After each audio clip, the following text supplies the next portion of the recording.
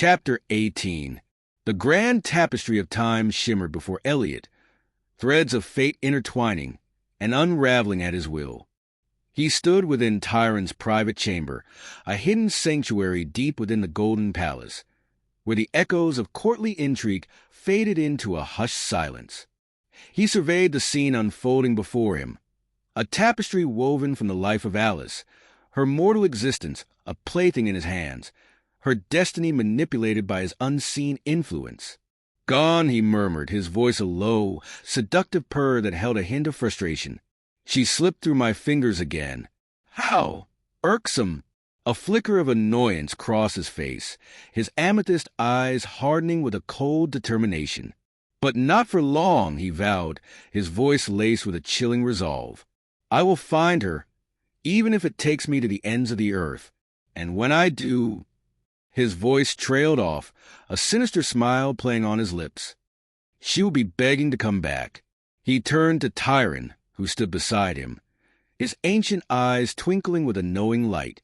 "It seems our little game has taken an unexpected turn," old friend Elliot said, his voice laced with a hint of annoyance. "The Fey goddess has proven to be quite the elusive creature, even in her mortal form." Tyron, his lips curving into a subtle smile, nodded in agreement. "Indeed, Elliot," he purred, his voice a low rumble that vibrated through the chamber. "But do not despair. She cannot escape her destiny forever. She will return, and when she does, she will be yours." Elliot, his eyes gleaming with a dark ambition, nodded slowly. "I will not fail," he vowed, his voice filled with a chilling determination.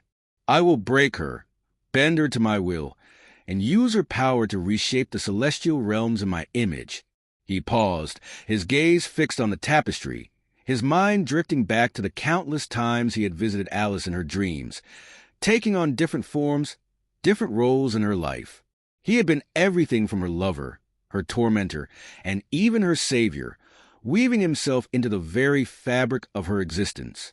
He had tasted her fear, her desperation, her forbidden desires. He had molded her, shaped her, broken her, time and time again. "She has no memory of me," he mused, his voice laced with a cruel satisfaction. "But her body remembers. Her soul remembers. And when the time is right, those memories will surface, those desires will reawaken.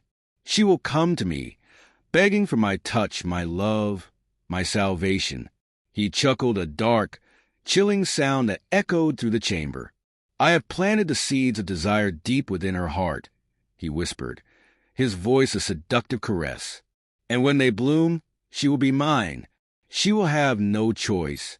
His gaze hardened, the amusement fading from his eyes, replaced by a cold fury. "But first," he hissed, his voice dripping with venom, "I have a score to settle." He turned to Tyron, his eyes blazing with a vengeful fire. "Cardi," he spat, the name tasting like poison on his tongue. "He dared to defy me, to challenge my authority, to touch what was mine." Tyron raised an eyebrow, a flicker of amusement dancing in his ancient eyes. "Ah, yes," he purred, his voice laced with a sardonic amusement. "The noble centaur, your rival for Alice's affections." Elliot's fist clenched, his knuckles turning white. "He will pay for his insolence," he vowed, his voice a low growl. "I will break him." Elliot would not let Cardi's disrespect go unchallenged. This night, he intended to show the arrogant centaur the truth of Alice's fall from grace. Elliot excused himself and retired to his private and opulent rooms. Elliot loathed the smell of Tyron in his garments, so he quickly summoned Annabelle, his servant, and his son. "Throw these in the fireplace," he instructed as he slipped out of his offending garments. Elliot stood nude only for a moment before his manservant wrapped him in a silken purple robe. "At 2 a.m. you are to escort Cardi to my quarters." "Is that understood?" demanded Elliot. Annabelle kept his head down, careful not to look his father in the eyes. "As you say, my lord," he responded reverently. "Your bath is ready, my lord." "Do you require my assistance?" inquired Annabelle meekly. "No, you are dismissed," Elliot responded absently. Elliot slid into his hot bath, the scent of lavender and cedar filling his nostrils. "Alice," he whispered gently, "Alice, come to me.